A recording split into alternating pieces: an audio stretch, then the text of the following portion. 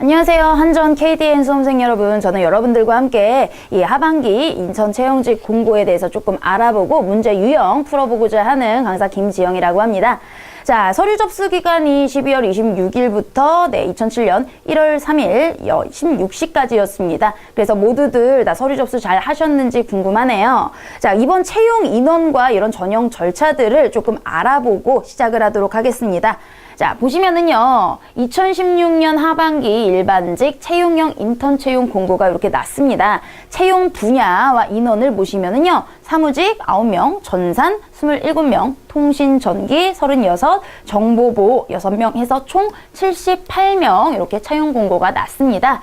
자, 전형 절차를 보시면, 자, 1차부터 4차 전형까지 있는데, 자, 먼저 맨 처음에 나오는 게 서류 전형이었죠? 그래서 입사 지원서에 영어나 자격증, 그 다음에 우리가 준비해야 되는 NCS 기반 자기소개서 같은 것들이 있습니다. 자, 이게 바로 분야별 10배수를 미리 뽑아놓는 상태고요. 자, 2차 전형이 우리가 준비해야 하는 인성 NCS 기반 직업의 직업평가 능력, 기초능력 검사들입니다. 그래서 인성 부분에서는 사실 적합하다, 부적합하다, 이 정도를 판단하는 기준들이기 때문에 비슷한 유형들, 비슷한 그 자기의 성격이라든지 이런 것들을 찾는 문제들이 많아요. 일관된 답을 찾으시는 게 중요합니다.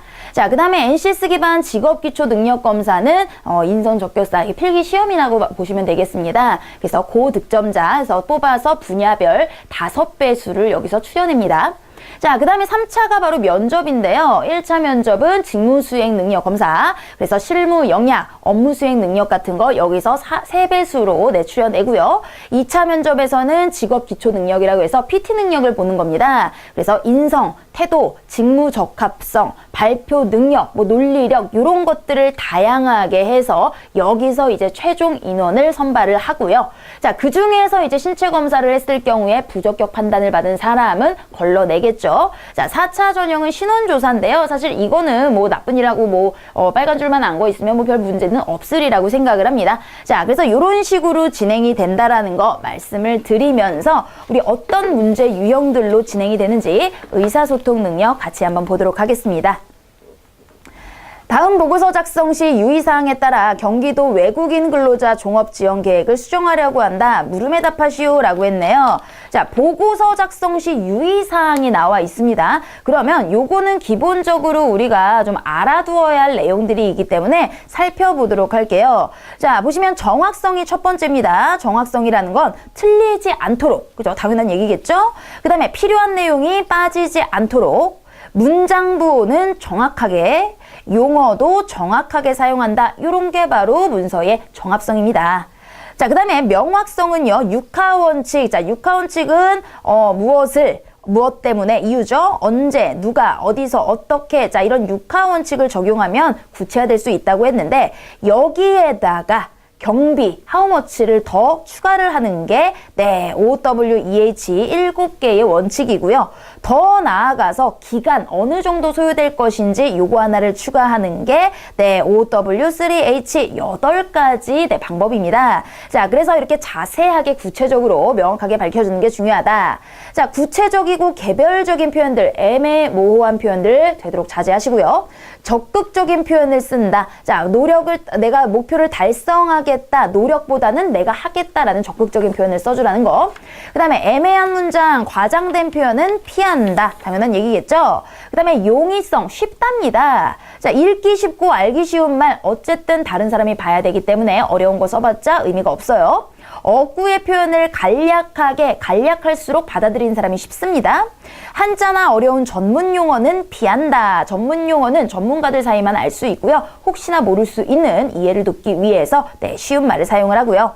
그 다음에 받는 사람의 이해력과 독해력을 고려하여 써야 되겠죠. 자, 그래서 종합지원 계획이 외국인 근로자 현황, 그 다음에 문제점과 필요성, 그 다음에 종합지원 계획을 기본 방향, 우선 사업 추진 계획, 재원 확보 계획, 향후 계획. 자, 이런 식으로 나눠서 표현을 했네요. 자, 그럼 문제를 한번 보도록 하겠습니다. 보고서 작성 시 유의사항에 따라 경기도 외국인 근로자 종합지원 계획을 수정한 것으로 옳지 않은 겁니다. 외국인 근로자 현황에서 절반 가까이가를 44%인 14만 7천여 명. 자, 요거는 명확성에 따라서 그죠? 이렇게 애매모호한 표현보다는 정확한 수치를 제시해 주는 게 좋겠죠. 자, 두 번째, 문제점 및 지원 필요성의 마지막 항목에서 필요하게 된 것이다를 필요하다. 자, 이것도 용의성에서 뭐라고 그랬습니까? 이왕이면 간략한 표현들이라고 이야기했죠. 그래서 네, 필요하다라고 그냥 얘기하면 되는 것을 필요하게 된 것이다. 뭐 그 외에도 뭐뭐라고 생각한다. 아닙니다. 이런 거 필요 없습니다.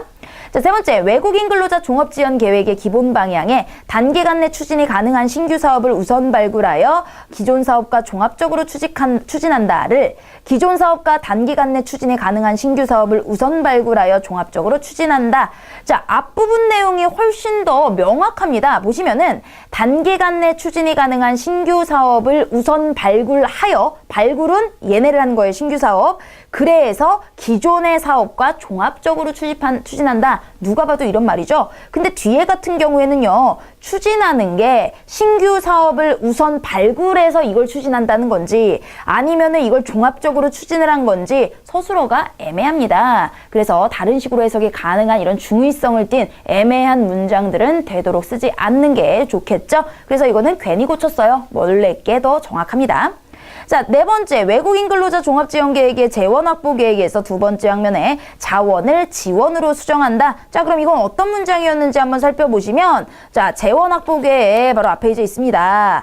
즉시 추진이 가능하나 재원이 미확보된 사업은 시책 추진 보전금을 지원한다가 돼야 되겠죠? 자원한다가 아니라요. 네, 이렇게 지원을 하는 돈이 나온 겁니다. 자, 그럼 다음 문제 한번 보도록 할게요. 보고서 작성 시 유의사항을 고려할 때 경기도 외국인 근로자 종합지원계획에 추가할 내용으로 적절하지 않은 겁니다. 자, 첫 번째, 중앙부처, 도시군의 외국인 근로자 관련 시책, 추진 실태에 관한 통계. 자, 요거는 어딨냐? 추진 실태는 문제점과 현황 뭐 이런 데 나와 있는 거겠죠? 자, 문제점 해봤더니 이렇게 취약하지만 정부에 대한 지원은 미미하다. 이런 식으로 나와 있어요. 이왕이면은 통계점들을 이런 문제점의 지원을 여기 제시를 해주면은 훨씬 더 명확하고 신뢰성도 높아질 수 있겠죠? 적절하고요. 두 번째, 외국인 근로자 종합지원계획에 따른 주요 예상, 추진 시기와 기한. 자, 요거 이왕이면 구체적으로 써줘라 라고 했는데 이 추진계획이 너무 크게만 나와 있었네요. 우리 6하원칙 더 나아가서 7개 how much까지 넣어서 더 나아가서 얼마의 기간 how long까지 포함하는 것이 좋다라고 이야기했습니다. 그래서 시기와 기한까지 포함을 해서 how long까지 명확하게 써주면 좋겠구나. 2번도 맞고요. 3번에 외국인 근로자 종합지원계획 시행 시 기대되는 효과에 대한 전문가 의견. 자, 그냥 이런 게 기대됩니다. 이런 게 장점입니다. 얘기하는 것보다 전문가의 이런 이야기가 하나 더해지면 당연히 신뢰성이 올라가고 훨씬 더 잘 받아들여질 수 있다라는 겁니다. 자, 네 번째, 계획에 사용된 용어의 한자 표기와 해설을 모은 별첨부로. 자, 이왕 이렇게 다 쓰고 뒷부분에 별첨으로 한자 풀이를 써놓는 것보다 우리가 읽을 때 바로바로 알아야 됩니다. 그래서 용어, 어려운 용어나 한자 같은 경우엔 가로 쳐놓고 써주는 게 좋겠죠. 게다가 요게요, 그 용의성 쉽게 본다. 세 번째 용의성에 보시면 한자나 어려운 전문 용어는 피한다고 아래요. 한자나 전문 용어 쓸 필요가 있을 때는 한글 다음에 가로를 써서 한자를 쓰거나 해설을 바로바로 볼 수 있도록 붙이는 겁니다. 뒤에 별첨을 따로 첨부를 한다는 건 내가 읽고 뒷부분을 또 찾아봐야 되는 불편함이 생기잖아요. 그래서 쉽게 바로 이해할 수 있도록 넣어주는 것이 좋습니다. 자, 이렇게 4번이 틀린 답이 되겠네요. 자, 다음은 두 문제가 복합적으로 나와 있는데요. 자, Q4의 문서 작성 요령에 대한 지침을 가지고 두 문제 각각 풀어보도록 하겠습니다. 자, 문서 작성 요령이 이렇게 나와 있다라고 치고, 자, 먼저 다음 문제를 먼저 보도록 해야 되겠죠? 다음은 인사부 신입사원 B가 작성한 대내 문서이다. 문서 작성 요령에 맞게 수정하고자 할 때 옳지 않은 거. 자, 수정해라 하는 문제는요. 선다 1번부터 4번까지 해서 시키는 대로 거꾸로 올라가서 해보시면 되는 거예요. 자, 그러면 이제 1번부터 보도록 할게요. 발신자를 대한 아울렛에서 인사부로 수정한다. 자, 발신자 쓰는 얘기는 어딨냐면요. 두문, 이 앞에 나와 있는 이런 것들을 두문이라고 하거든요. 두문 표시에 관련된 겁니다. 자, 두문 표시의 큰 두꺼운 글자 제목들을 보시면 돼요. 4번에 두문 표시 나와 있죠. 자, 나에 있네요. 발신기관의 표시는 대외 문서에는 회사명, 대내 문서에는 부서명이나 사업장명을 표기한다. 근데 이거 아예 대내 문서이다 라고 문제에서 지적을 했죠. 그러니까 회사명을 쓰는 게 아니라 부서나 사업장명으로 인사부 수정하는 거 맞겠네요. 2번 보시면 국립국어원 외래어 표기법에 따라 문서의 워크샵을 워크숍으로 모두 수정한다. 자, 표기법 이거 용어에 관련된 거죠. 자, 용어는 2번에 있네요. 작성 요령에. 자, 가에 외래어는 국립국어원 제정 외래어 표기법에 의해 표기하며 라고 했습니다. 네, 워크샵이 아니라 워크숍이 되는 게 맞습니다. 외래어 표기법에 따라서. 자, 그 다음에 3번에 보다 정확한 표시를 위해 8시 30분을 AM 8시 30으로 수정한다. 자, 이것도 시간 확인하는 거 용어에 있겠죠. 라의 시간 얘기가 있네요. 문서에 사용되는 시간은 24시간에 의하며 시분의 문자는 생략하고 콜론을 찍어 시분을 구분한다. 24시간이니까 8시 30분이라는 거는 AM 8시 30이 되는 거겠죠. 자, 그래서 정확한 표시를 위해서 AM 요런 얘기는 없었어요. 그죠? 그리고 문자 생략하고 그냥 콜론만 적으면 된다고 했으니까 네, 3번에 뭐 AM, PM 이런 건 의미가 없구나. 괜히 수정했구나. 이런 뜻으로 틀렸고요. 자, 4번 확인해 보겠습니다. 첨부물의 수량을 추가하여 부침, 세부 일정표 일부 끝으로 수정한다. 자, 수량을 추가하고 마지막에 세부 일정표 끝 이렇게 마지막에 표시 남기는 부분은요. 자, 5번에 본문 표시 말을 보시면 문서에 첨부물이 있는 경우 한 줄 띄어서 붙임 표시를 한 후 첨부물의 명칭, 수량 등을 기재한다. 본문이 끝나면 한자 띄어서 끝자를 기재한다. 뭐 이런 식으로 나와 있습니다. 그래서 그대로 수정 제대로 잘했구나. 자, 그럼 연결되는 문제 또 한번 보도록 하겠습니다. A사원은 자신이 작성한 광고기획서의 일부를 3번 문서의 수정 항목에 따라 수정하려고 한다. 다음 중 옳지 않은 거. 자, 이거 역시 수정할 때 어떤 기호나 부호를 사용해야 되는지 아래 시키는 거 따라가 보도록 할게요. 1번의 기억, 형식을 취하고 있다 이 부분인데 삽입 표시를 한 후 유머 광고라는 말을 추가한다. 자, 문제에서 3조 문서의 수정 항목에 따라라고 했으니까 문서의 수정 항목 가볼게요. 읽어보시면 문서의 일부분을 수정하거나 삭제할 때는 글자의 중앙에 가로 두 줄을 긋고 수정 삭제한 위에 수정자가 날인을 하며 첨가할 때는 삽입 표시를 기입한다. 자, 이게 바로 1번 나왔던 삽입 표시죠. 단 계약서 등의 문서 수조에는 자수, 기재한 자수까지 숫자까지 표시하고 날인한다. 뭐 이 정도네요. 자, 그러니까 1번은 우선 삽입 표시 맞고요. 2번에 이와는 다르게 우리는 이거 잘못 썼으면 두 줄 긋고 우리는 이러한 광고 스타일에서 벗어나 라는 말을 고친 후에 날인 맞죠? 고칠 때. 3번에 위트를 두 줄로 긋고 그 위에 신뢰성이라는 쓴 후 세 글자 수정이라고 표기하고 날이한다. 자, 숫자, 글자 수 쓰는 거는요. 계약서일 경우이만이라고 나와 있죠. 근데 이거는 계약서가 아니잖아요. 광고기획서니까 틀렸네요. 4번에 사용하여 중 사에 두 줄을 긋고 기라고 쓴 후 수정한 부분에다가 날인. 자, 틀린 거는 무조건 두 줄 치고 날인만 하면 된다고 합니다. 자, 이번 문제는요, 행사보고서 작성에 대한 지침서가 나왔습니다. 자, 보시면 행사보고서의 구성을 두 가지로 나누어 설명을 했네요. 행사 계획보고서, 그 다음에 행사 진행보고서예요. 그러면 문제에서 계획보고서를 물어봤는지 진행보고서를 물어봤는지 좀 확인을 해야 될 것 같습니다.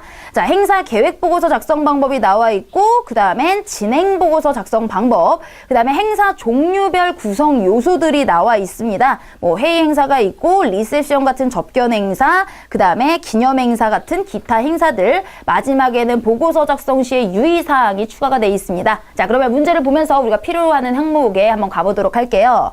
위 지침서를 참고하여 행사보고서를 작성한 사람 중 잘못 작성한 사람, 틀린 사람 고르는 겁니다.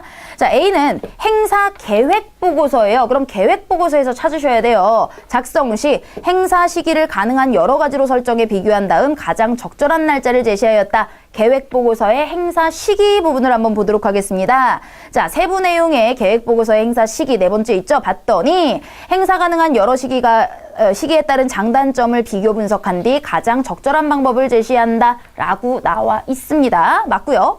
자, B는 행사 계획보고서입니다. 역시 자세한 정보를 제공하기 위해 행사 일정과 약도 등을 첨부하였다. 자, 계획보고서에 우리 진한 글씨 쓱 보시면은 일정과 약도 추가라는 거 있나요? 없습니다. 자, 그리고 또 추가적으로 맨 마지막 유의사항을 보시면 아래서 두 번째 행사장 약도나 비치할 물품처럼 주재자에게 불필요한 거는 넣지 않는다라고 했어요. B가 틀린 게 될 테고요.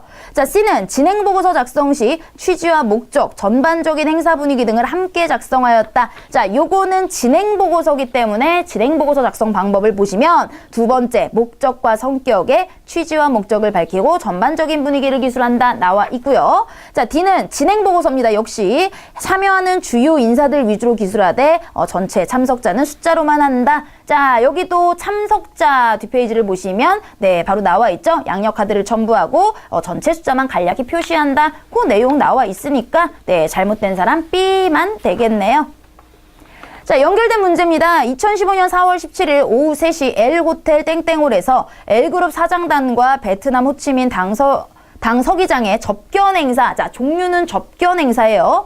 그 다음에 L그룹이 호치민에서 진행하고 있는 사업에 대한 협력 방안을 논의하는 자리로 경제 기자들도 참석을 합니다. 공개 행사라고 이야기했고요. 자, 진행 보고서 작성할 경우에요. 자, 진행 보고서, 자, 접견 행사니까 우리 행사 중에서, 종류별 중에서 접견 행사, 바로 두 번째 동그라미에 있습니다. 보시면 1번에 접견 대상자를 만나야 하는 이유와 목적을 밝히랍니다. 바로 리셉션 등의 접견 행사 두 번째 파트에 나와 있죠. 목적과 이유, 요게 1번이고요. 두 번째, 접견에 참여하는 사람이 누구인지 예방자와 배석자로 구분하여 기재하였다. 자, 요것도 하나, 둘, 셋, 네 번째 밑줄 친 거에 나와 있습니다. 네 번째 줄에.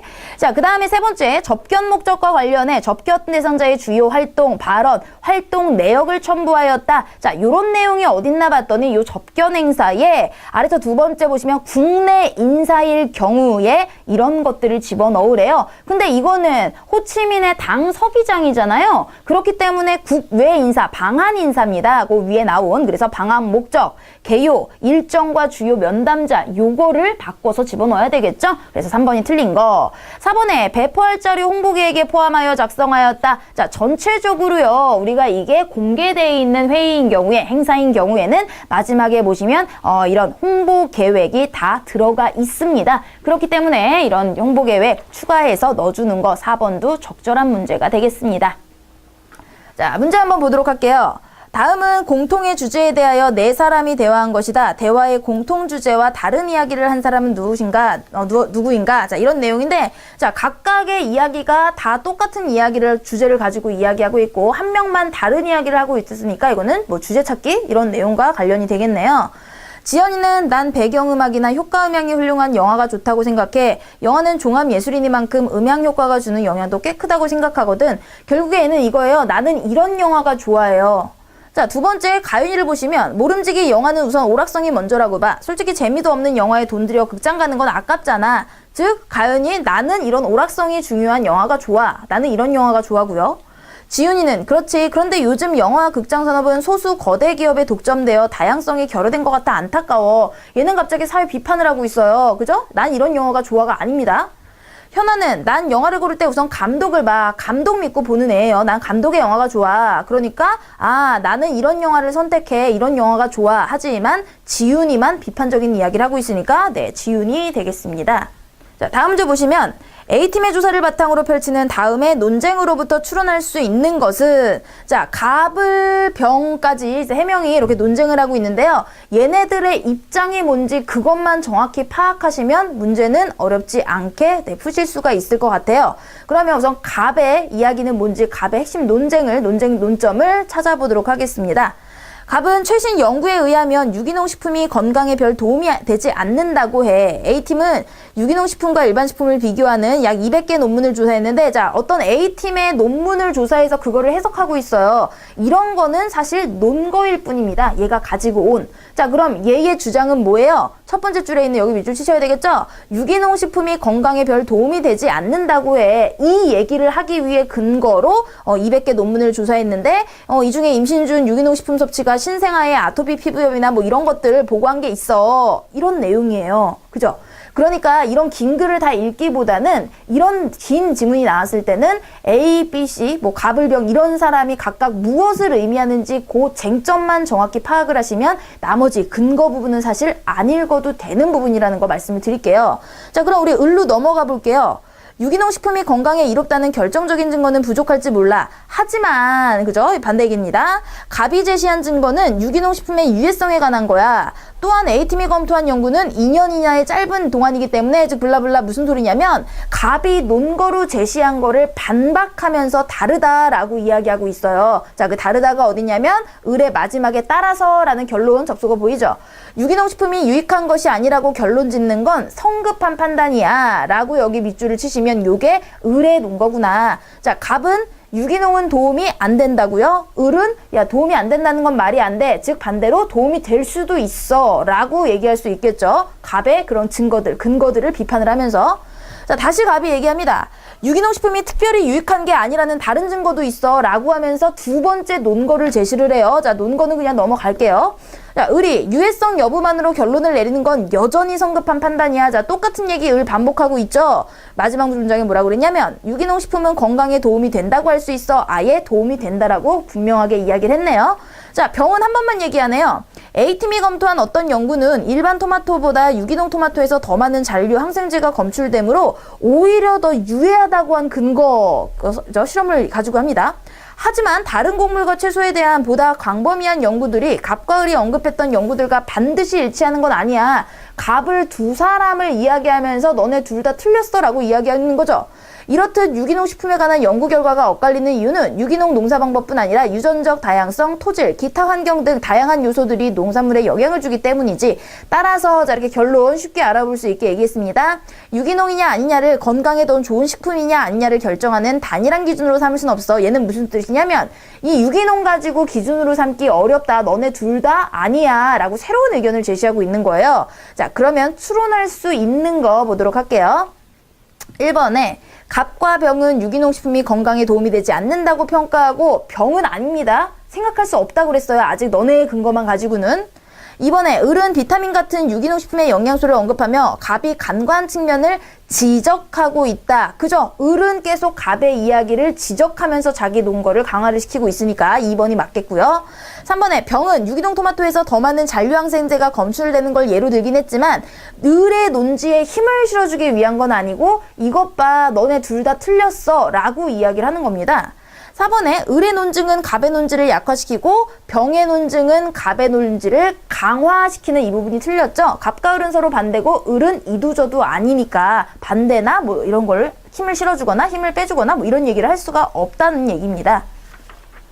자, 다음을 통해 신축 아파트 내부 대기에는 건설된 지 오래된 아파트의 내부 대기보다 유해물질이 더 많이 포함되어 있다는 주장을 할 경우 지문의 내용만으로는 논리적 타당성이 부족하다. 다음 중 이 주장을 뒷받침할 수 있는 논거로 가장 적절한 거. 자, 여기 지금 제시되어 있는 논거를 한번 보도록 할게요. 새로 건설되는 아파트들은 주로 대도시나 신도시 개발이 활발히 진행되는 지역에 위치하는 경우가 많다. 그런데 이들 지역은 공사 시 발생하는 먼지 및 유해물질과 교통 혼잡에 따른 차량 배기가스 등이 대기를 오염시킨다.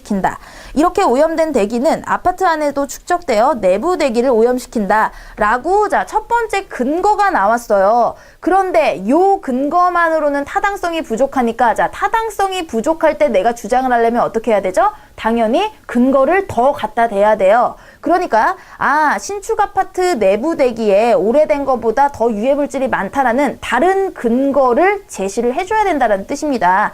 자, 그럼 보기 선다 중에서 다른 근거 뭐 나왔는지 한번 볼게요.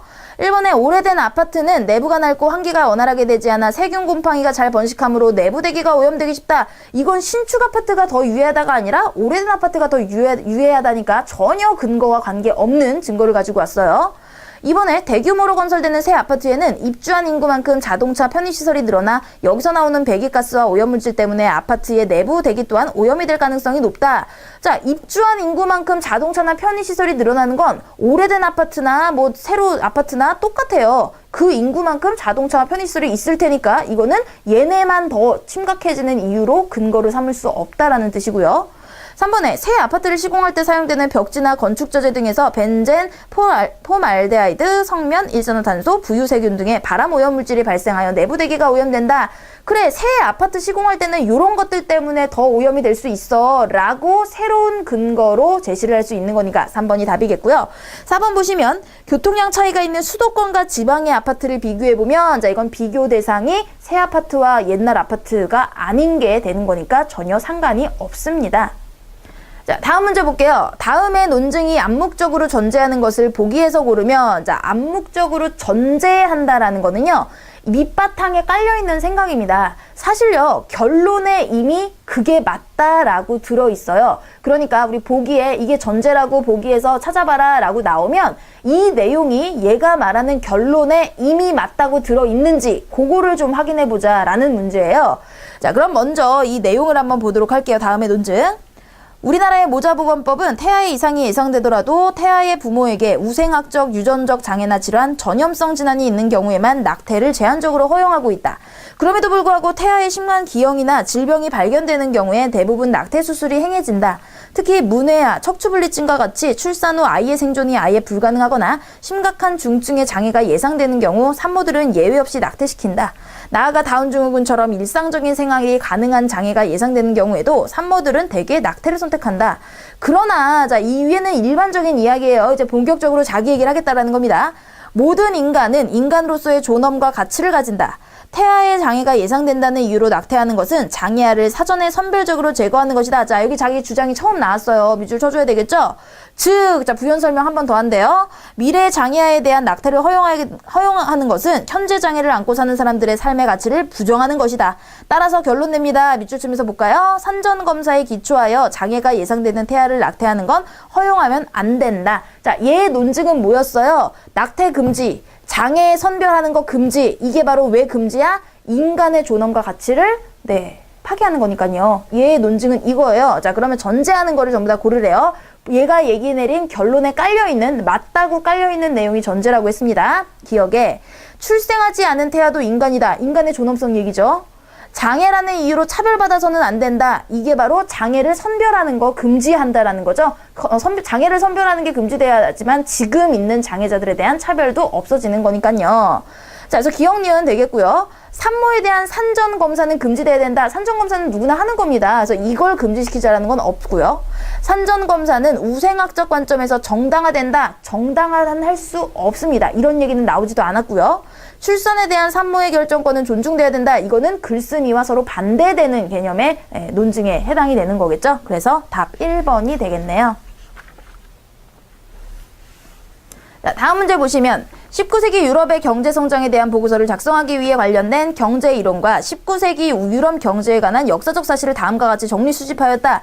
이로부터 추론할 수 없는 것은 이라고 했습니다. 자, 경제 이론 위에는 경제 이론이고요. 아래는 역사적 사실입니다. 그러니까 이런 역사적 사실과 경제 이론을 서로 묶어가지고 보고서를 유럽의 경제 성장에 대해 보고서를 작성한대요.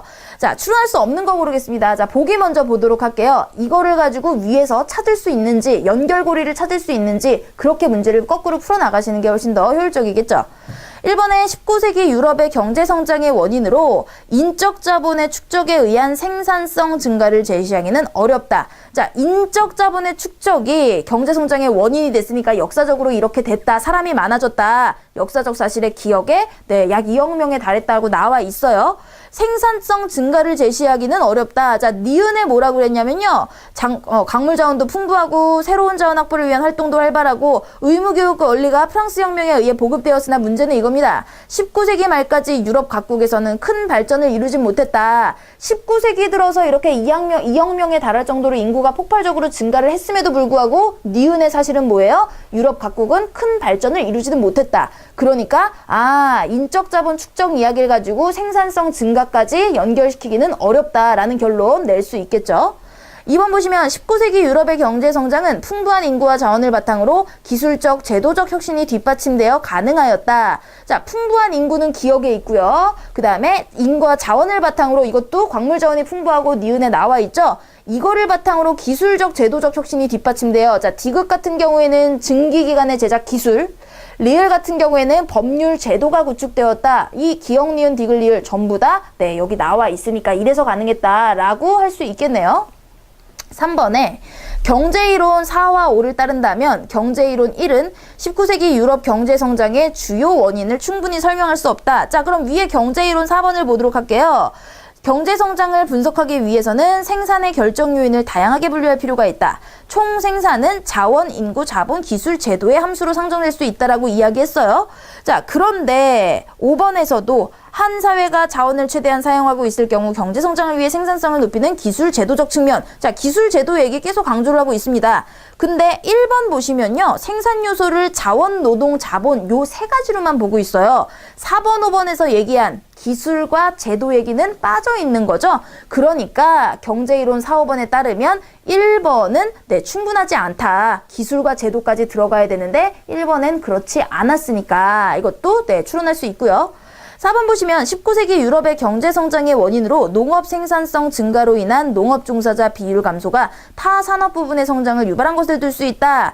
자, 여기서 비슷한 얘기가 뭐냐면요. 종사자의 비율 감소 얘기가 나왔는데 이 6번의 경제이론 6번을 보시면 농업 생산성이 증가하면 적은 노동력만 투입할 수 있게 되어 타 부분에 투입될 수 있는 잉여 노동력이 생기게 된다. 즉 노동력이 남아요. 하루 왼종일 일하지 않아도 된다라는 뜻이에요. 딴 일을 할 수 있다라는 뜻입니다. 잉여 노동력이라는 거.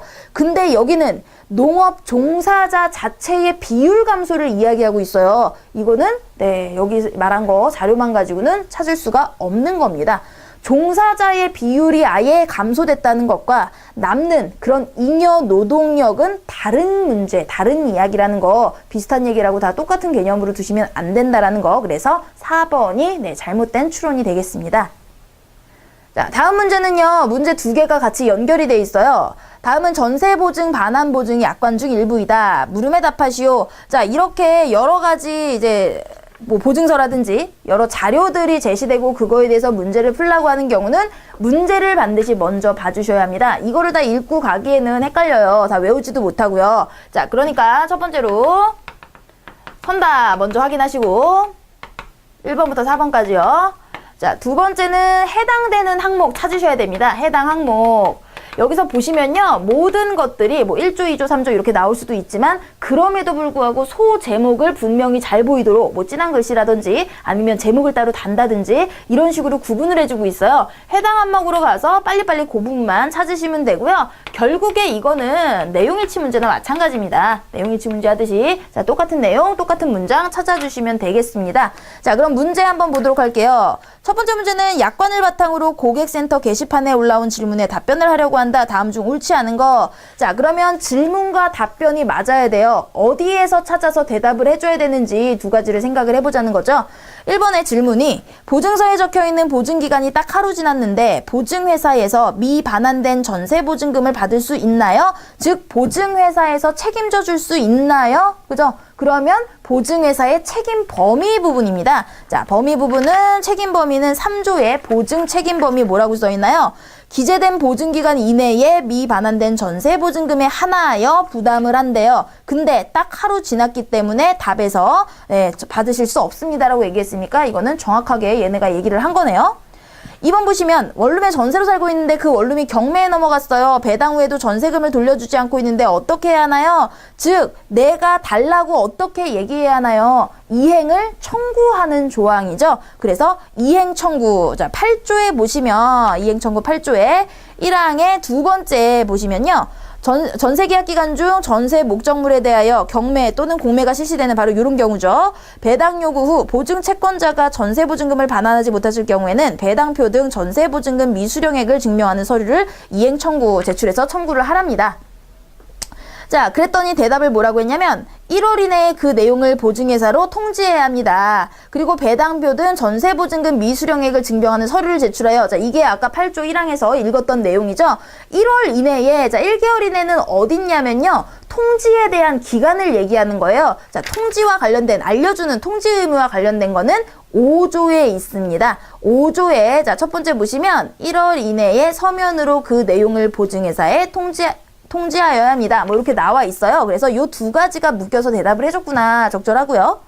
자, 3번 보시면 현재 살고 있는 전세방에서 이사를 가려고 했는데 계약 만료 기간을 깜빡하고 집주인에게 이사가 간다는 걸 말하지 않아 묵시적 갱신이 되었어요. 자, 사고 났네요. 묵시적 갱신. 집주인에게 다른 사람과 계약할 때까지 전세보증금을 줄 수 없다고 하는데 보증회사에서 미리 받을 수 있나요? 자, 묵시적 갱신이 돼서 어쩔 수 없는 경우 이런 거 사고 난 거죠. 자, 보증사고는 6조에 해당이 됩니다. 6조 2항을 보시면 묵시적 갱신을 포함합니다. 라고 나와 있으면서 갱신되지 않은 경우에만 해준대요. 근데 얘는 묵시적 갱신 포함해서 갱신이 됐어요. 그럼 안 해주겠죠? 자, 답을 봤더니 묵시적 갱신이 된 경우엔 보증사고에 해당하지 않으므로 책임을 부담하지 않습니다. 네, 책임지지 않는다라는 답 나왔고요.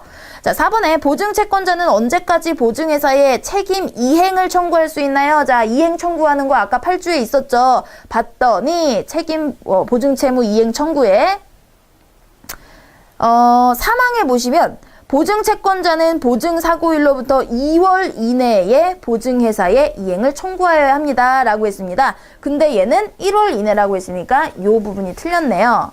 자, 다음 문제 보시면요. 4조, 5조만 가지고 풀래요. 잘못된 글자. 자, 잘못된 글자 찾기는 집중력, 스피드, 처음부터 끝까지 꼼꼼하게 읽기, 뭐 이런 거. 자, 그러면 한번 4조, 5조 읽으면서 꼼꼼하게 보도록 하겠습니다. 4조. 보증 조건의 변경. 자, 가로 안에 있는 거 다 보셔야 돼요. 주채무자 및 보증채권자는 보증회사로부터 서면에 의한 동의죠. 동의를 받지 아니하고는 보증 조건을 변경할 수 없습니다.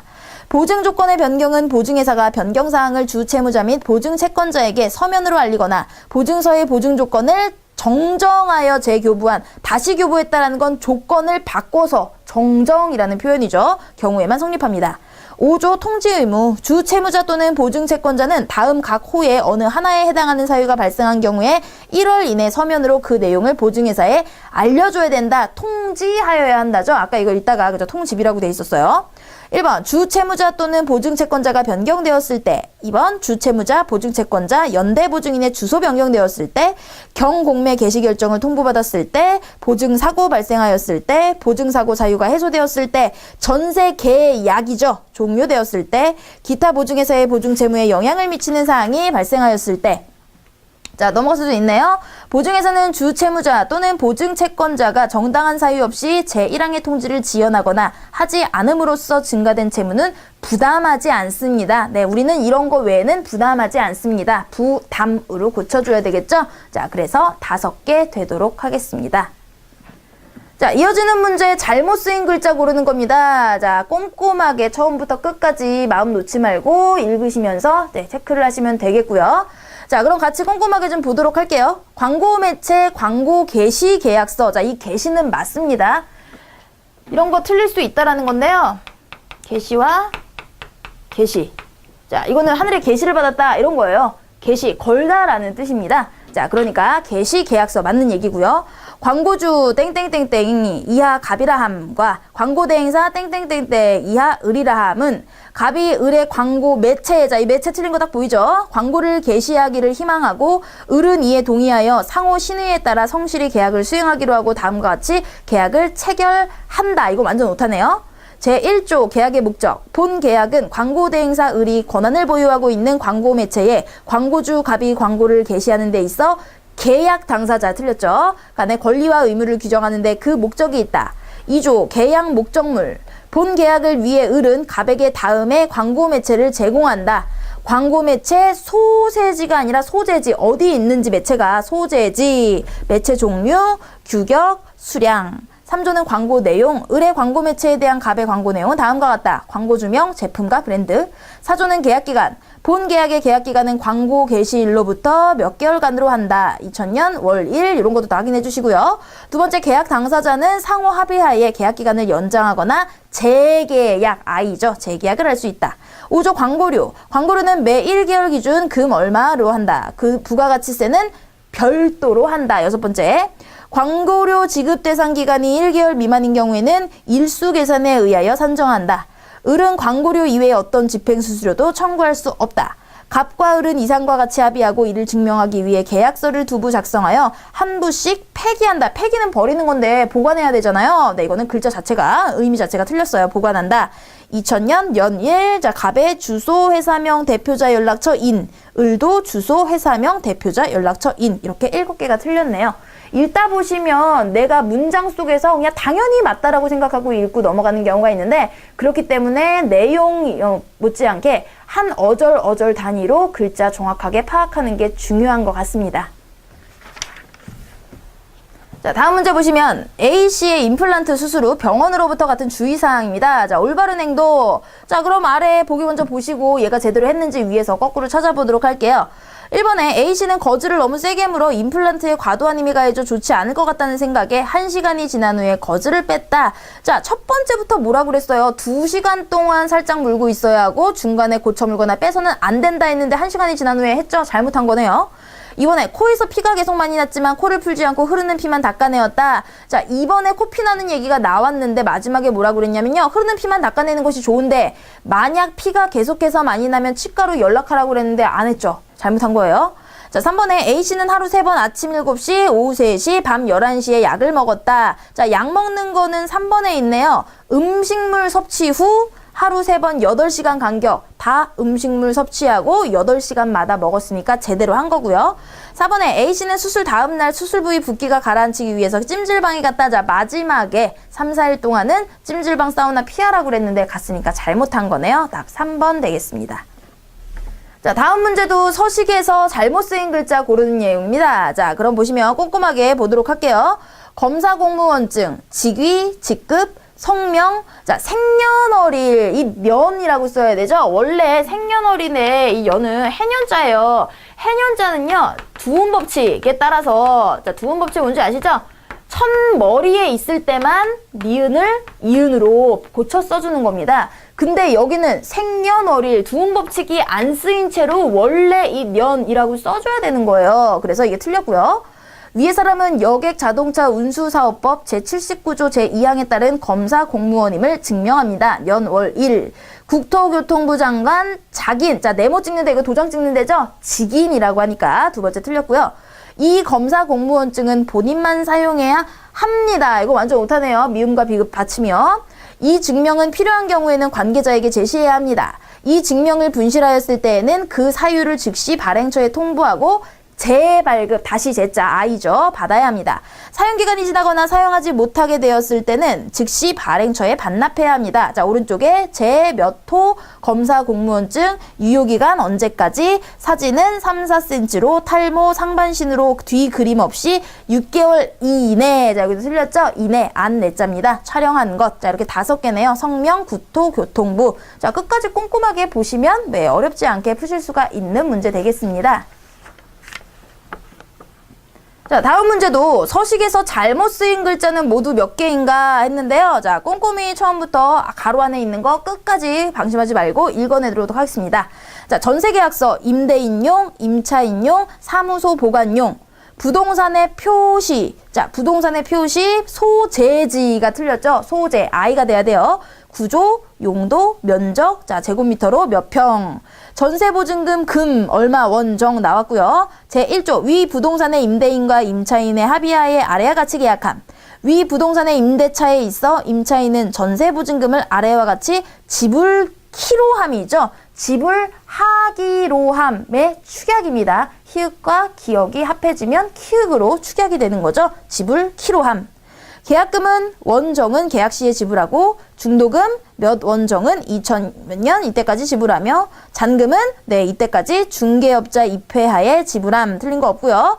자, 3조 위 부동산 명도는 2000몇 년 몇 월 몇 일로 함. 제4조 임대차 기간은 뭐 몇 월부터 몇몇 개월로 함. 5조 임차인은 임대인의 승인하에 개축 또는 변조할 수 있으나 계약 대상물을 명도 시에는 임차인이 일절 비용을 부담하여 원상복구하여야 함. 자, 일절과 일체 요거 많이 헷갈리실 수 있는데요. 일절은 나는 일절 하지 않았다 뒤에 부정어가 와야 되고요. 일체라고 하는 게 모든 것이라는 의미로 네 여기는 모두 네 부담하여야 한다. 일체가 돼야 되겠죠. 자, 틀렸고요.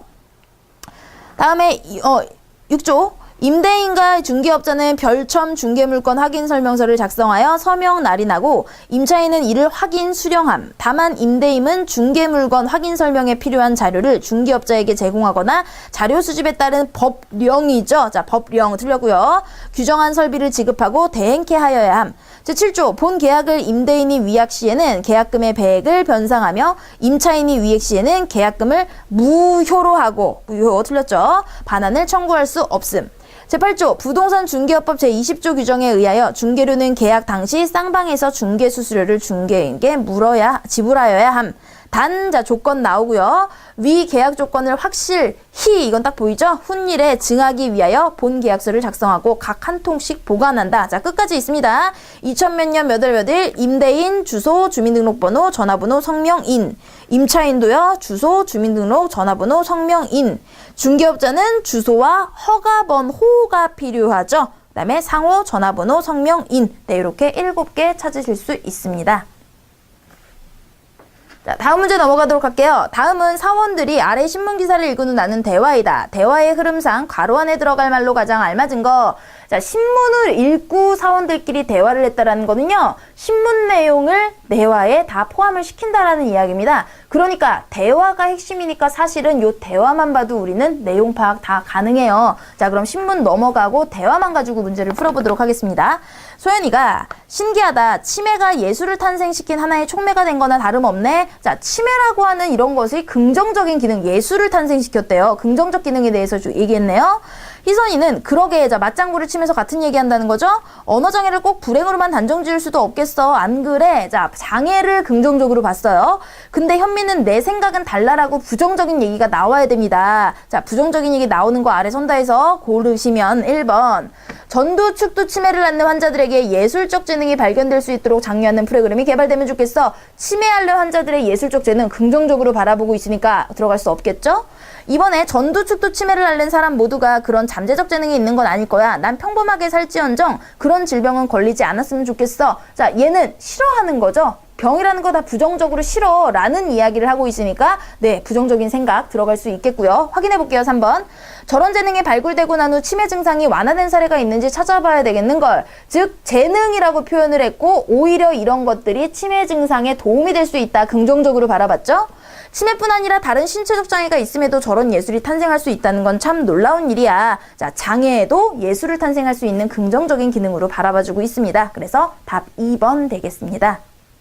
자, 다음 문제는요. 요즘 우리나라의 저지방, 저콜레스테롤 식품을 선호하는 추세에 따라 어떤 유제품 회사는 생산하는 유제품을 모두 저지방, 저콜레스테롤 제품으로 바꾸려고 한다. 이를 반대하는 의견으로 옳지 않은 거. 자, 무슨 소리냐면요. 바꾸자는 얘기예요. 근데 이를 반대한다는 건 바꾸면 안 돼 라는 걸로 옳지 않은 거. 이런 걸 고르시는 거죠. 자, 바꾸면 안 돼를 빼버리시면 되는 거예요. 1번에 회사의 모든 제품을 저지방 저콜레스테롤로 바꾸면 기존 판매했던 일반 제품에 대한 인식이 안 좋아질 수 있고 결국 회사 브랜드 이미지를 안 좋게 할 거니까 바꾸면 안 돼요. 연결되죠? 2번에 제조 과정에서 지방 성분과 콜레스테롤을 걸러내는 단계를 한 번 더 거치면 제품의 단가가 올라갈 것이므로 총 수익은 줄어들 것이니까 바꾸지 말아요. 그죠? 자, 3번에 우리 회사 제품의 상당량을 수입하는 중국은 저지방 저콜레스테롤 식품에 대한 인식이 낮은 편이므로 우리나라 사정뿐 아니라 수출국까지 고려해야 하니까 안 바꿔도 돼요 라고 이야기하죠. 차별화 전략을 세워 오히려 고지방 고콜레스테롤 유제품을 판매하면 더 잘 팔릴 것이다. 이건 아예 다른 의견이에요. 바꾸자 바꾸지 말자가 아니라 고지방 고콜레스테롤로 바꾸자. 이건 반대 의견으로도 볼 수 없는 상관없는 내용이죠. 그래서 4번이 틀렸습니다. 자, 다음 문제요. 사원들이 신문기사를 읽고는 나눈 대화이다. 대화의 결론으로 가장 적절한 것은, 자, 이거 역시 일보, 무슨 일보가 나왔고 이거를 읽고 사원들끼리 대화를 한 거예요. 그러면 이 사원들의 대화에는 당연히 이 신문기사의 내용을 바탕으로 했으니까 굳이 두 번 읽지 않아도 대화가 주가 돼서 문제를 풀 수 있다는 얘기입니다. 자, 대화만 볼게요. 김대리가 우주 쓰레기는 저궤도에 속하는 800에서 1000km 고도 사이에 가장 많이 몰려 있는데 그 고도에 있는 우주 쓰레기들이 자연적인 고도 낙하로 소멸되는 시간이 많이 걸려서 그런 거래. 자, 우주 쓰레기가 뭔지 이런 정의 설명해주고 있습니다. 소재에 대해서. 자, 송대리는 그리고 전문가들은 우주 쓰레기가 급증하면서 인공위성에 근접하는 경우가 잦아 이로 인한 충돌을 막으려면 대책 마련이 시급하다고 지적하던데 문제 제기를 했어요. 위에 신문에 그런 문제 제기가 있었나 봐요. 대책 마련에 대해서.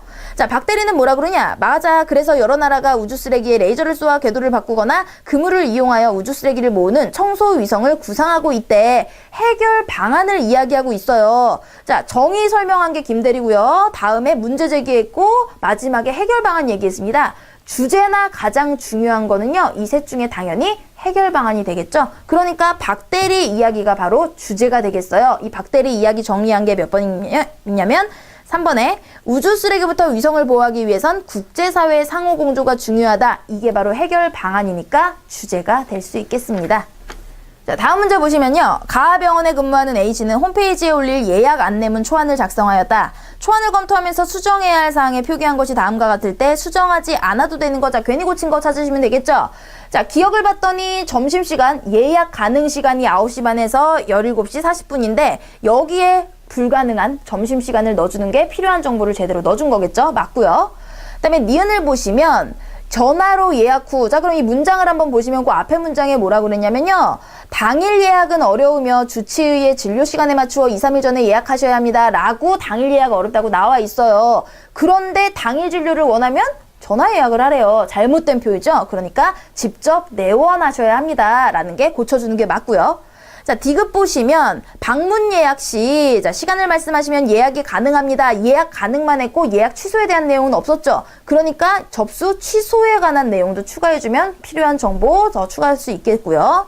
자, 리을 보시면 예약을 하신 분은 반드시 접수할 때 접수 창구에 말씀해 주셔야 합니다. 라고 기타 사항에 나왔는데 이거를 온라인 예약 항목 아래로 이동을 하래요. 주어가 뭔데요? 예약, 일반 예약을 하신 모든 분입니다. 그런데 온라인 예약 항목으로 줄이면 네, 범위가 좁아져서 여기에 해당되지 않는 거죠. 범위가 온라인에 한정되니까 잘못 고친 게 됐네요. 그대로 두는 게 훨씬 낫습니다.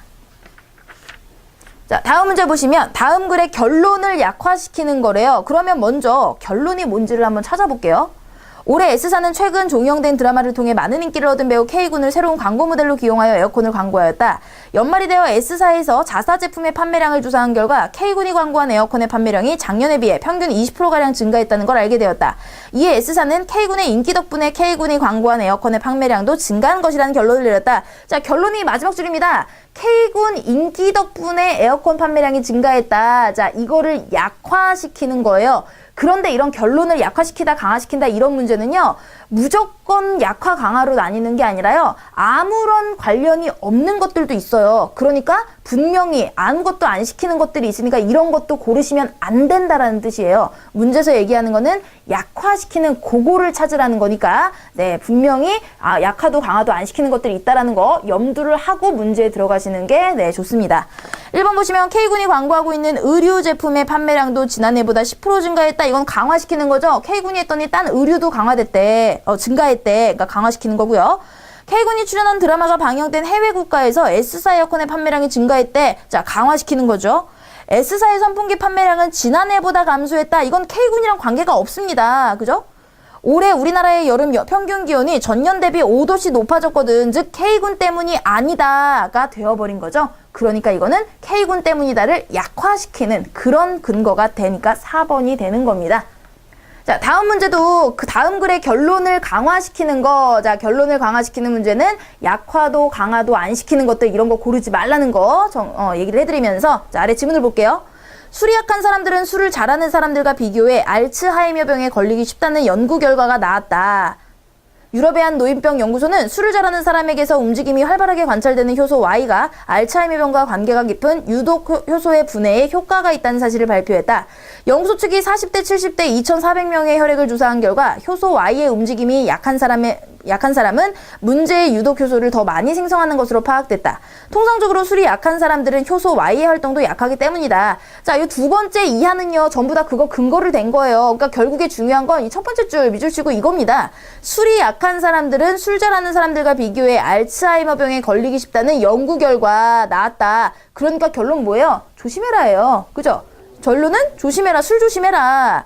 자, 그러면 1번 보시면 알츠하이머병은 금연, 금주, 규칙적이고 꾸준한 운동 등의 건강한 생활 통해 예방할 수 있다. 자, 예방은 관계가 없는 겁니다, 주제와. 이번에 알츠하이머병은 국내 치매 환자의 약 70%를 차지하지만 현재로서 원인인 유전자가 확인되지 않아 근본적인 치료 방법이 없으므로 예방이 가장 중요하다. 그죠? 술이 약한 사람들은 걸리기 쉬우니까 조심해라. 예방이 가장 중요하다. 이것이 바로 결론을 강화시키는 거네요. 왜? 아직 원인 유전자도 밝혀지지 않았으니까 더 조심해야 돼. 이렇게 진행이 될 수 있겠죠? 자, 3번 확인해 볼게요. 적절한 음주는 오히려 좋다고 얘기를 하네요. 게다가 적절한 음주 얘기를 하는 게 아니라 술 약한 사람들과 알츠하이머병 관계를 이야기하는 거야. 이것도 전혀 관계가 없고요.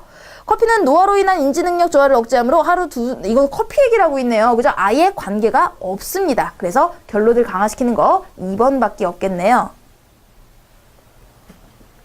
자, 다음 글을 읽고 물음에 답하시오. 문제가 2개 연결되어 있는데요. 긴 지문은요, 문제를 반드시 먼저 보시고 다 읽고 파악할 건지 필요한 부분만 내가 뽑아서 볼 건지 자, 먼저 문제를 보고 결정을 하도록 하겠습니다.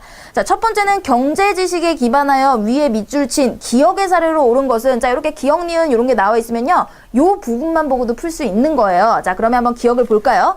기억을 확인해 봤더니 기억 네, 독점 시장이네요. 그죠? 처음에 나오죠? 자, 독점 시장의 사례로 오른 거, 당연히 우리 독점이 뭔 줄 알아요. 자, 1번 봤더니, 농산물 시장에는 여러 가지 쌀이 판매되고 있다. 이거, 독점, 경쟁하고 있는 거죠? 새해가 되면서 담배 가격이 2배로 올랐다. 자, 담배는 독점을 하고 있으니까 2배로 올리는 게 가능한 거예요. 얘가 독점이고요. 자, 한 빌딩의 1, 3, 6층에 서로 다른 피부과 서로 경쟁을 하고 있죠. 자, 4번에 우리 동네에는 100m 간격으로 미용실이 있다. 자, 나머지는 다 경쟁인데 2번만 독점이기 때문에 가격을 2배나 이렇게 올릴 수 있는 거죠. 자, 그래서 2번이 기억의 사례가 되겠습니다. 자, 다음 문제 같은 경우에는요, 표가 나왔어요. 이걸 보고 옳은 걸 골라라 했으면은 요것과 관련된 내용 이해가 꽤 필요한 그런 문제입니다. 자, 제목을 봤더니 우리나라 모자 시장의 기업별 생산량에 따른 시장 점유율이다. 자, 요런 제목들이 중요한 게요. 몸은 무슨 양, 비율, 뭐 요런 것들의 개념을 여러분들이 아셔야 돼요. 총수와 비율은 전혀 다른 개념이라는 거. 자, 그래서 이거는 시장 점유율과 관련된 내용이 아마 있을 것 같네요. 그죠? 그럼 그 부분에서 찾으시면 될 거라고 생각을 하고요. 자, 그럼 한번 지문을 보도록 할게요. 경제학에서는 한 재화나 서비스 등의 공급이 기업에 집중되는 양상에 따라 시장 구조를 크게 독점, 과점, 경쟁으로 구분하고 있다. 소수의 기업이 공급의 대부분을 차지할수록 독점에 가까워지고 다수의 기업이 공급을 나누어 가질수록 경쟁 시장에 가까워진다. 이렇게 시장 구조를 분석하기 위해 사용하는 지표 중 하나가 바로 시장 집중률이다. 아, 요거를 설명하기 위해서구나. 다음 단락에 우리가 필요한 시장 집중률이니 점유율이니 요게 나올 거예요. 시장 집중률을 이해하기 위해선 먼저 시장 점유율에 대한 이해가 있어야 된다. 자, 시장 점유율은 요 2단락에 있습니다. 시장 점유율이란 시장 안에서 특정 기업이 차지하고 있는 비중인데 생산량, 매출액 등을 기준으로 측정할 수 있다. 기준이 여러 개네요. Y기업의 시장 점유율, 자, 이런 예를 드는 건 그냥 넘어갈게요. 시장 점유율이 시장 내 한 기업의 비중을 나타내는 수치라면, 자, 시장 집중률은, 자, 우리 여기 시장 점유율 얘기가 나왔고 시장 집중률 두 번째 나옵니다. 시장 내 일정 수의 상위 기업들이 차지하는 비중을 나타내는 수치, 즉 일정 수의 상위 기업의 시장 점유율을 합한 값이다. 그래서 얘네들 합이 집중이 돼 있는 거.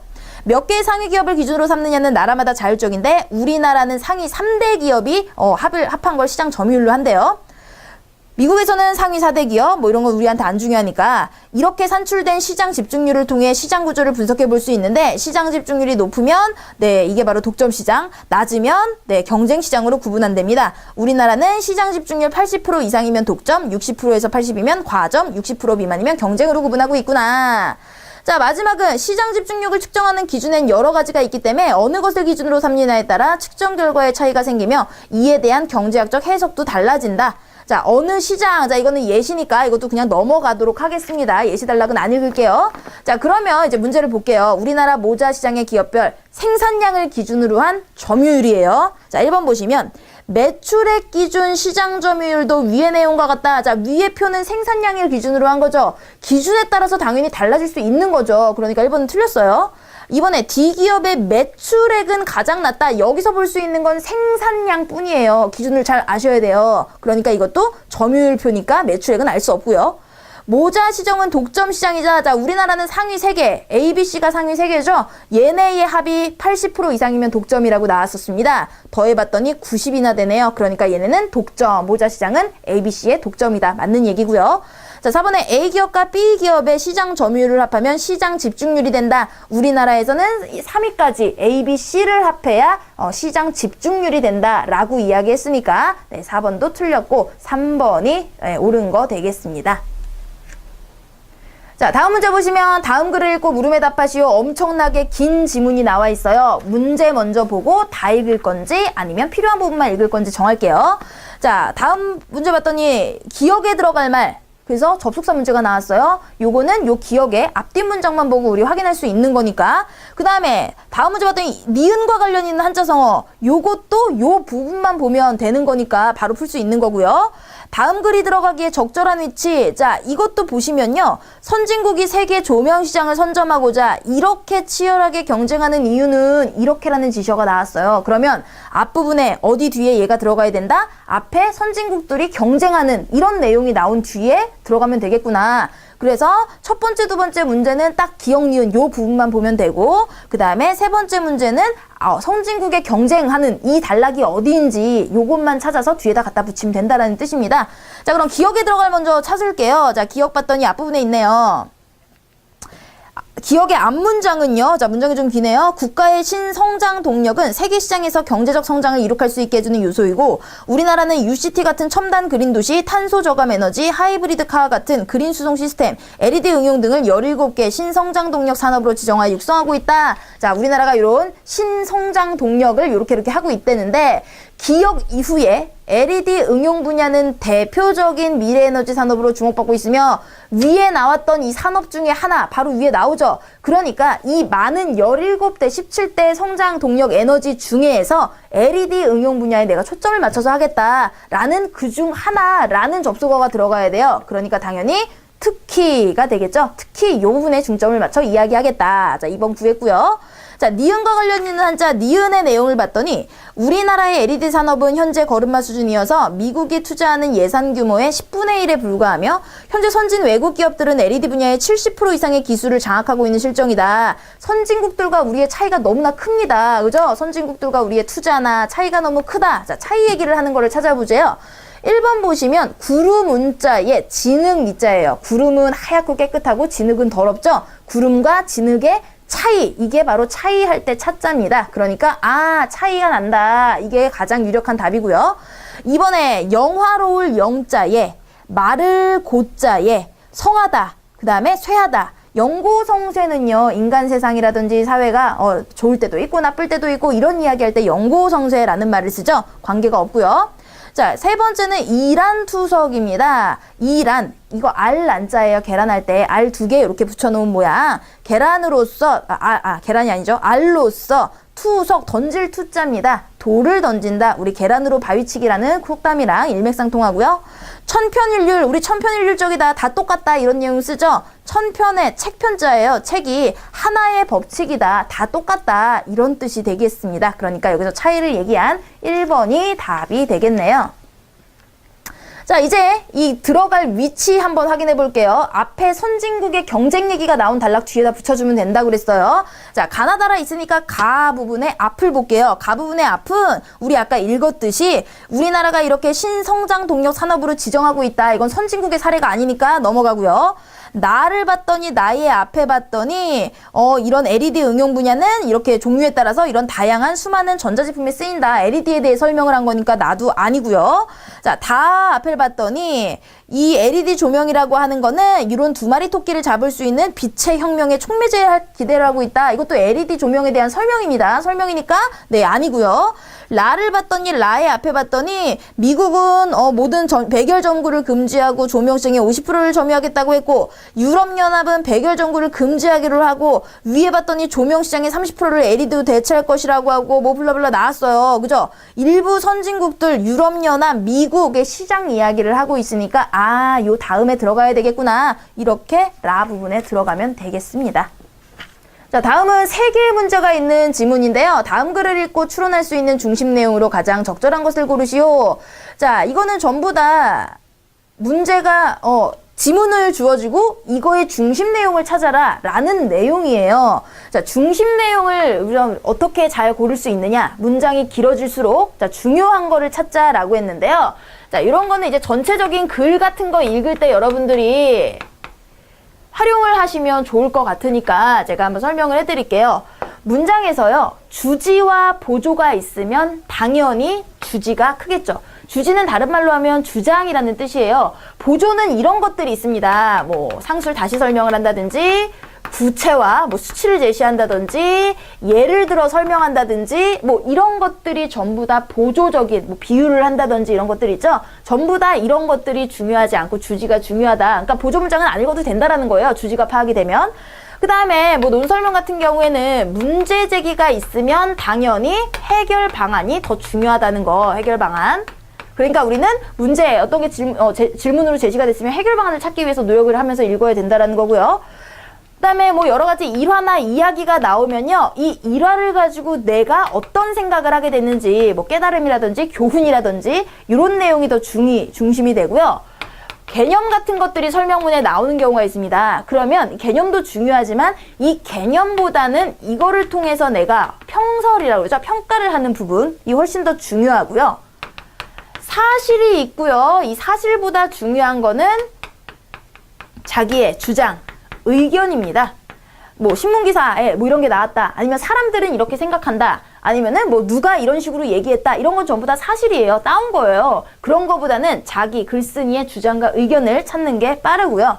자, 일반적인 생각들, 통념이나 상식이라고 그러죠. 자, 이런 거는요, 얘를 비판해서 나는 다르다라고 생각하기 위함입니다. 그래서 비판이 더 세고, 비판보다는 결론 내리는 게 더 세겠죠. 그래서 이런 것들, 자, 그 다음에 하나 더 추가를 하다면 초점이 이동된 게 힘이 세다라는 뜻입니다. 초점이 이동됐다는 건 그런 거예요. 뭐 앞에서 긍정적인 얘기를 하다가 뭐 그러나 하지만 이런 식으로 자기는 다른 생각을 한다 이러든지 아니면은 큰 사회 이야기를 하다가 그 중에 어떤 부분, 한 부분에 초점이 맞춰져서 그러니까 이거는 뭐라고 해야 될까요? 다른 의미 아니면은 범위, 그죠? 범위를 한정을 했다든지 이런 내용들이 나오면요. 요 부분에 초점을 맞춰서 다음 이야기를 이끌어 나가겠다 이런 뜻입니다. 그래서 중심 내용 찾을 때 단락이 길어지고 문장이 길어지고 할수록 내가 읽을 부분 안 읽을 부분 그러니까 이런 부분은 반드시 읽어야 되는 부분이고 여기 잘못됐네요. 그죠? 주지와 보조 외에는 전부 다 이게 더 힘세다고 그랬는데 제가 전부 다 화살표를 이렇게 했네요. 그죠? 일화보단 생각이 중요하고 개념보단 평설이 중요하고 주장이 중요하고 네, 비판이 중요하고 비판보단 결론이 중요하고 그죠? 이것도 그냥 순서를 바꿔서 쓸 걸 그랬나 봐요. 자, 그래서 더 중요한 게 무엇이냐? 그죠? 더 중요한 것들이 무엇이냐? 이거에 대해서 생각을 해보고 중심 내용을 찾아서 푸시면 되겠다라는 이야기입니다. 자, 그러면 먼저 첫 번째 있는 추론 문제 보도록 하겠습니다. 사람들은 대부분 병원을 선택할 때 다른 정보보다 타인의 경험을 신뢰하는 경험이 크다. 자, 사람들은 일반적으로의 이야기예요. 그죠? 일반적인 통념이나 상식은 별로 안 중요해요. 특히라고 하는 건 뭐예요? 내가 이 중에서 좀 더 강조를 하겠다 이런 거니까 별로 안 중요한 부연 설명입니다. 부작용에 대한 우려가 큰 성형외과, 치과, 피부과의 경우 대부분 인터넷을 통해 타인의 경험을 수집한 후 그것을 기초로 병원을 선택한다. 자, 안 중요해요. 그런데 인터넷상에 떠도는 상당수의 후기는 광고 대행사 등을 통한 병원 측의 홍보인 경우가 많다. 자, 후기가 이렇게 부정적인 경우를 이야기했어요. 많은 병원들이 하루 방문자가 수천 명에 이르는 파워블로그에게 후기를 올리는 조건으로 무료 시술을 제공하고 있고, 자, 예를 들어서 설명하고 있는 거죠. 보조입니다. 안 중요합니다. 자, SNS나 블로그를 운영하여 좋은 후기를 자주 노출시키는 등 다양한 방법을 활용하고 있다. 자, 이 단락은 뭐 그냥 예시 단락이니까 넘어가고요.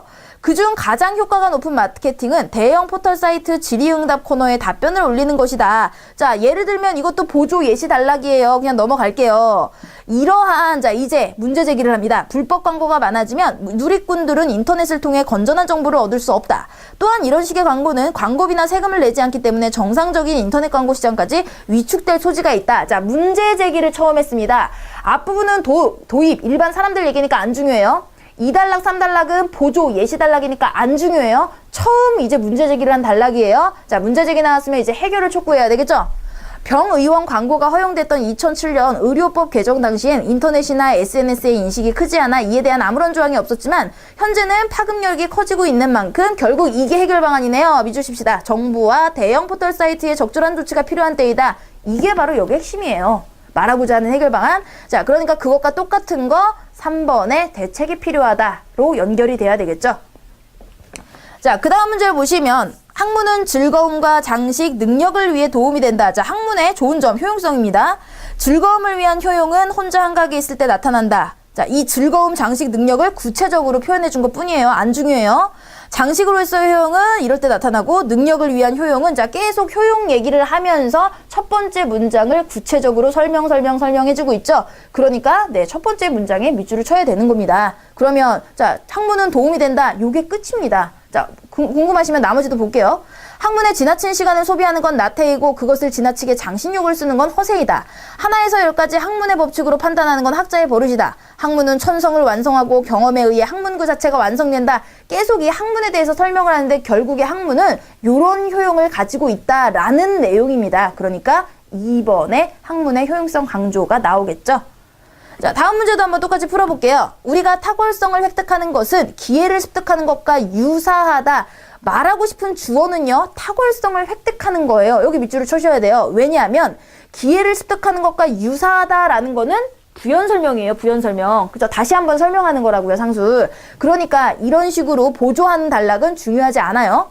어떤 것을 어떻게 만들어야 하는지 배우는 사람이 그것을 만들어 봄으로 배우듯 우리는 정의로운 일을 행함으로써 정의로운 사람이 되고 용감한 일을 행함으로써 용감한 사람이 되는 것이다. 탁월성을 획득하는 건 네가 행해라. 뭐 이 정도예요.